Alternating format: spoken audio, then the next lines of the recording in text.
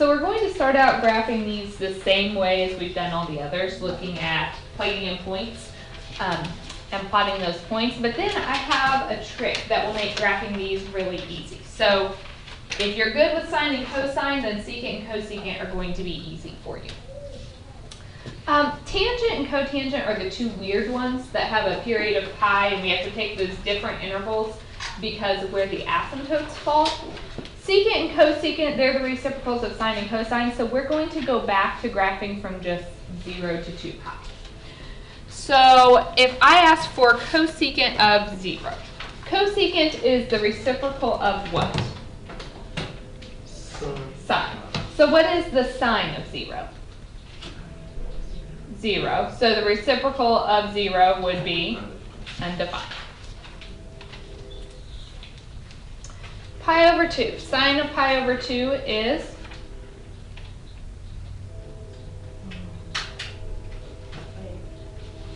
you need to think about it. Sine is your y. So sine is 1, so cosecant, the reciprocal of 1 is still 1. At pi, sine is 0, so cosecant is. At 3 pi over 2, sine is -1, so cosecant is -1, and 2 pi, undefined. When I have undefined, what am I putting on my graph? Your asymptote. Good. So I'm going to put this as my 1 and my -1.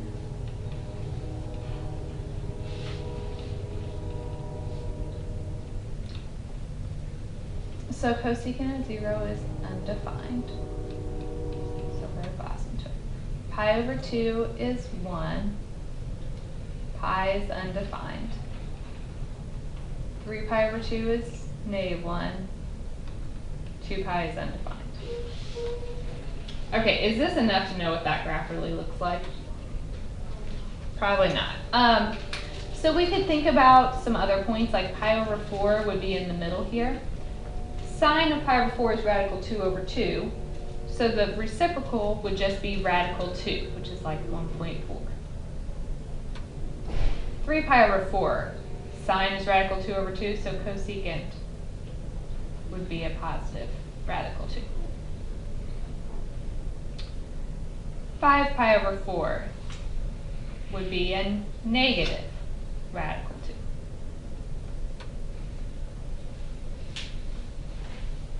Seven pi over 4 is also a negative. Can you tell now what this looks like? We know that asymptotes, you have to be approaching them. Yeah, it's just like alternating upward and downward parabolas.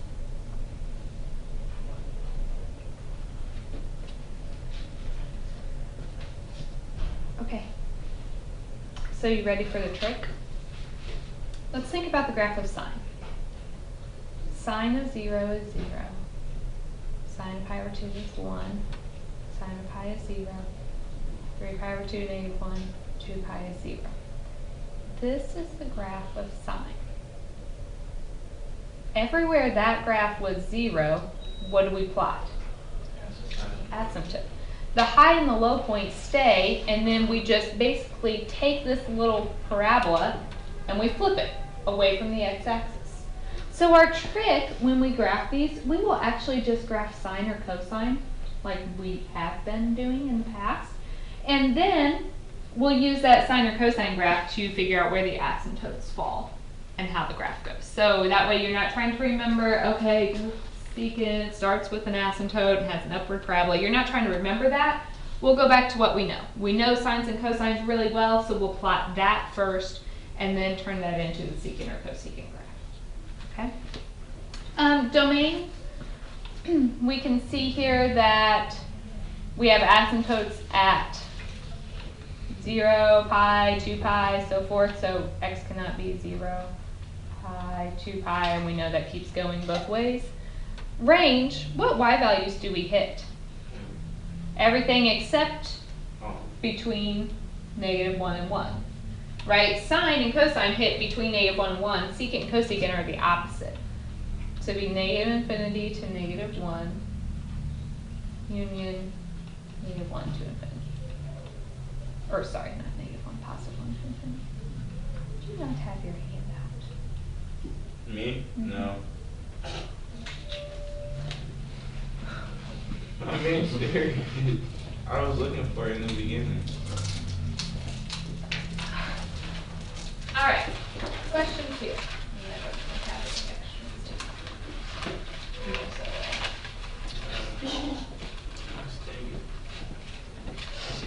I can't imagine with your organization how you could lose anything. I know, exactly. It doesn't make any sense at all. Okay, would this be even or odd?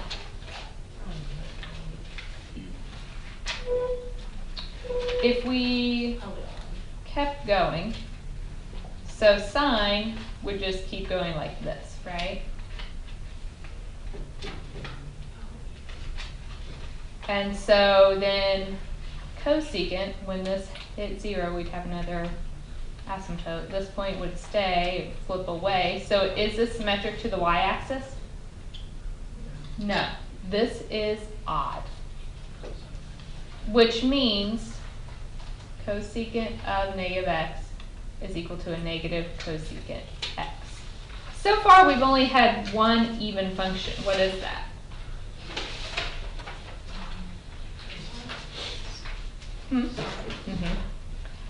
Wait, sine was odd as well. The only even one we've had is cosine. So far,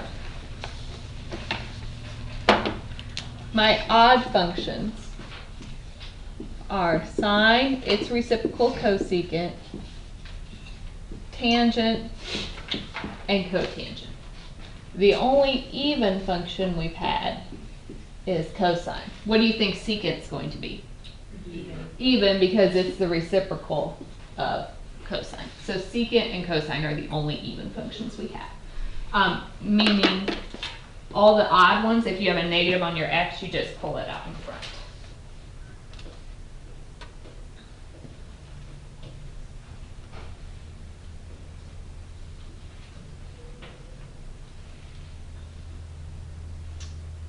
All right. Any questions here? So let's graph secant. So secant is the reciprocal of cosine. What's the cosine of 0? 1. So secant, the reciprocal, would be 1. At pi over 2, cosine is 0, so secant would be at pi. Cosine is -1, so secant is -1. At 3 pi over 2, undefined, and 2 pi, 1.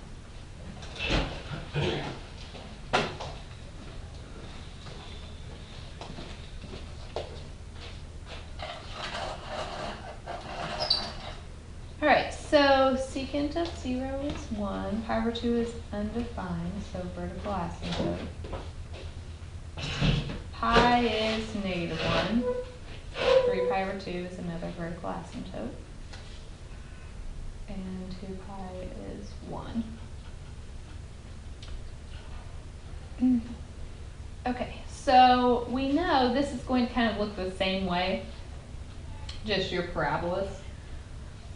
So this one, you're always on secant and cosecant, you're going away from the x-axis, so this will be going up.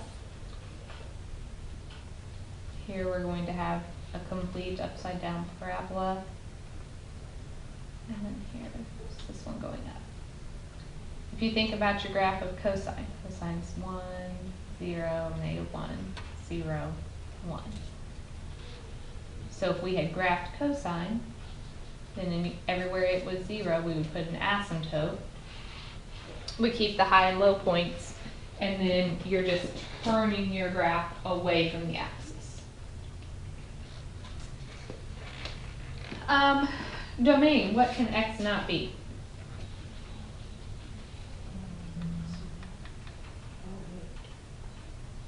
Pi over 2, 2 pi. 3 pi over 2, 3 pi over 2, and keep going. Next one would be 5 pi over 2 and so on.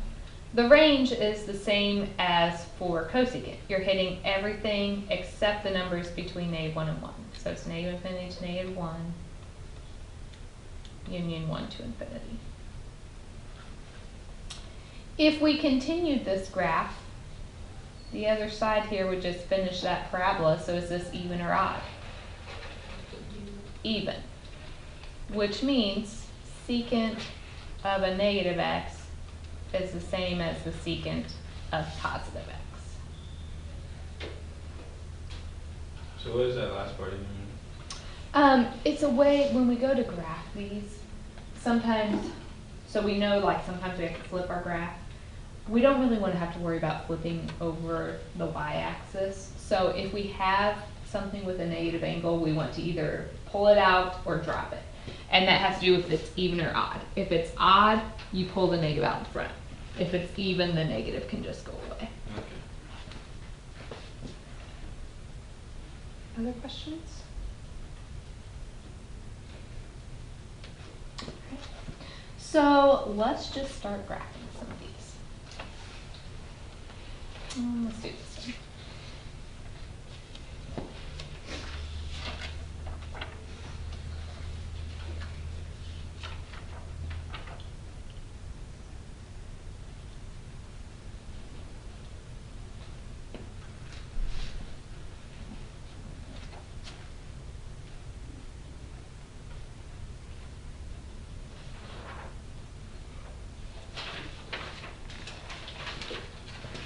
Okay, let's go through the same list that we've been doing every time. What's my amplitude?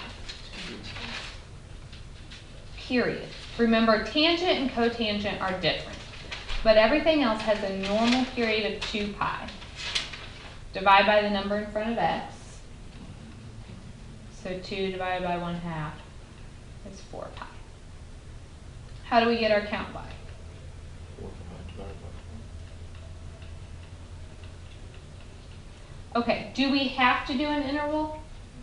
No. You have to do it if you have anything added or subtracted with your x, and I also recommended it on every tangent and cotangent problem. If you don't know, it will never hurt to do the interval. So this one, it would be optional. But we know that the normal graph would go from 0 to 2 pi. How would you get rid of that 1/2? Times by 2.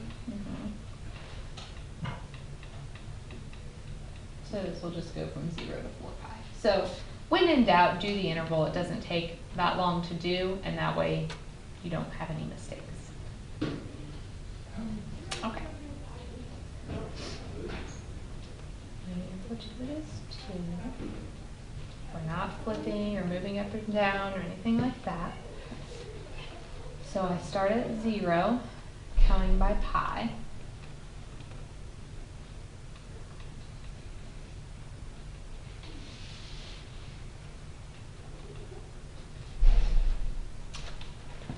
So what I like to do on these problems is actually draw sine or cosine first.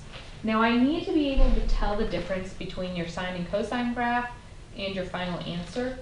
So you have some options. You can just very lightly draw in the sine or cosine. Sometimes I have people that like to highlight the final graph. Some people go back and erase the sine or cosine afterwards. I don't care as long as I can tell the difference between the two, because the sine or cosine is not our final graph. It's just how we're getting that graph.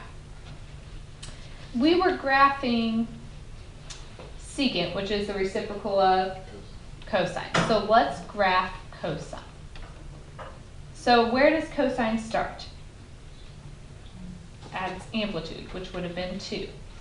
Then it comes down to 0, goes down to -2, back to 0, and back to 2. So this is the cosine graph. So you're very lightly sketching that in, or go back and erase it after we're done with it, or highlight the final one. Now I'm using that because everywhere this hits 0, what do I need to draw? So I would have an asymptote at pi and at 3 pi. My high and low points stay. So these 3 points stay. And then you just turn your graph away from the axis. So this little section is going up, just approaching your asymptote. In the middle, we just get an upside down parabola. And this section is also going up. Does everyone understand how I got to that final graph? And like I said, if you can't tell the difference between your cosine and that final one, you can just like erase that cosine or highlight the final one. As long as I can tell the difference, we're good. What if I ask for a second period? Ooh, I don't know what happened there.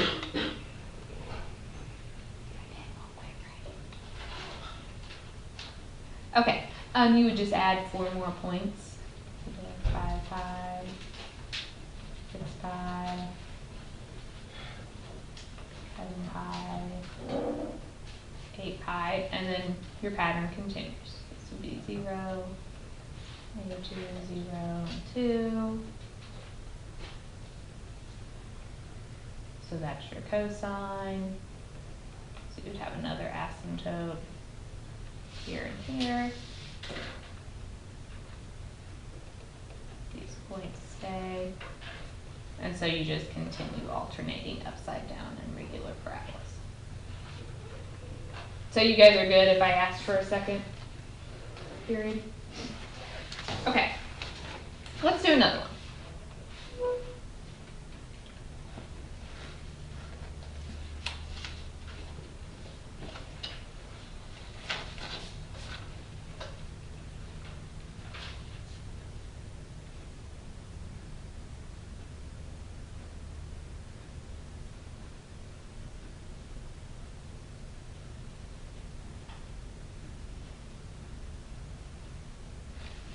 All right, so what does this 1 out in front do?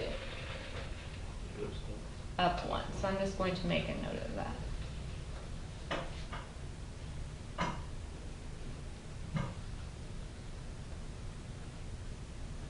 Okay, so what is my amplitude?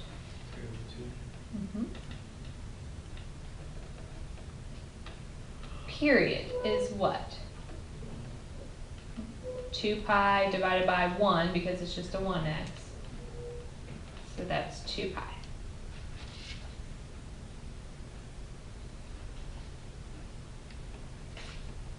Okay. Count by?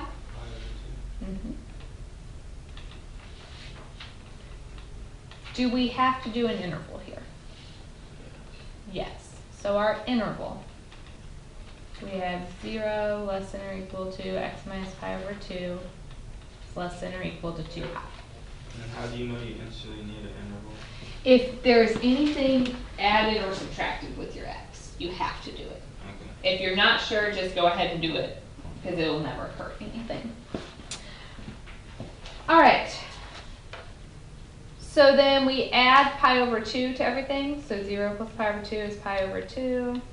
Less than or equal to x. 2 pi plus pi over 2 will be 5 pi over 2.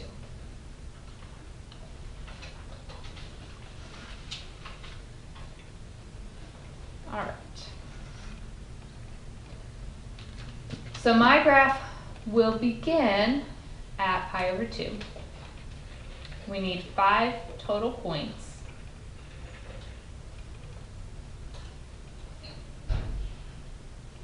We're counting by pi over 2, so you just add pi over 2. So pi over 2 plus pi over 2 is pi. Plus pi over 2 is 3 pi over 2. Plus pi over 2 is 2 pi. Plus pi over 2 is 5 pi over 2. All right, our amplitude is 3/2, but we're also going up 1. So for the up 1, remember we just go to +1. And we drew a dashed line to kind of show us that that's our center mark.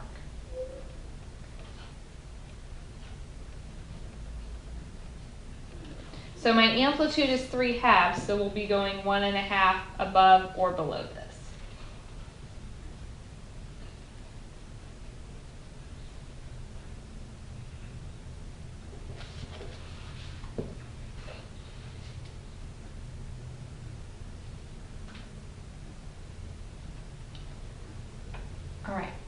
Do I need to graph sine or cosine? Sine. Because we're graphing cosecant, which is the typical sine. So I start at pi over 2. Sine begins at 0 point, which is the 1. Then we go up. Our amplitude is 1.5, so that would take us up to 2.5, back to 0. Down 1.5 would take us to -1/2, and back to 0. So here is our sine graph.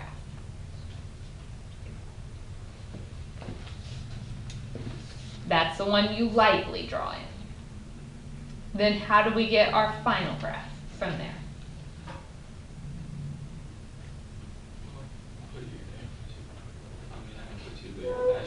Asymptotes. Anywhere this is 0, which 0 in this sense is just on that center line. The highest and lowest points stay, and then we just turn our graph away from the axis. So we have our upward parabola and then a downward parabola. So this should be a little bit easier than tangent and cotangent because it all relates back to the sine and cosine. So it's all the stuff we were doing in sections 1 and 2. Just at the end you have that extra step where you add your asymptotes and flip your graph. Do we have any questions about that? Do we need to do more of those? But when you do the range, I always be getting these confused. You bracket in where the last one would be, then union, then parentheses, and it starts with a bracket because these hit those points. So like this one would be coming from -infinity to -1/2, which would get a bracket because it's closed circle. Union, then we start again at 2.5, and then we get a bracket to infinity. Okay. So the infinities get your parentheses. Other questions there? If it was like negative, it would just flip. Mhm. Okay. Yep, so if I had negative in front, we would have split the original sine or cosine graph, and then that would in turn flip your parabolas. So do we need more of those? Think we've got it? Okay, let's go ahead and stop, and I'll give you guys some time to work on homework. Let's see. Okay, so you have the assignment from yesterday already.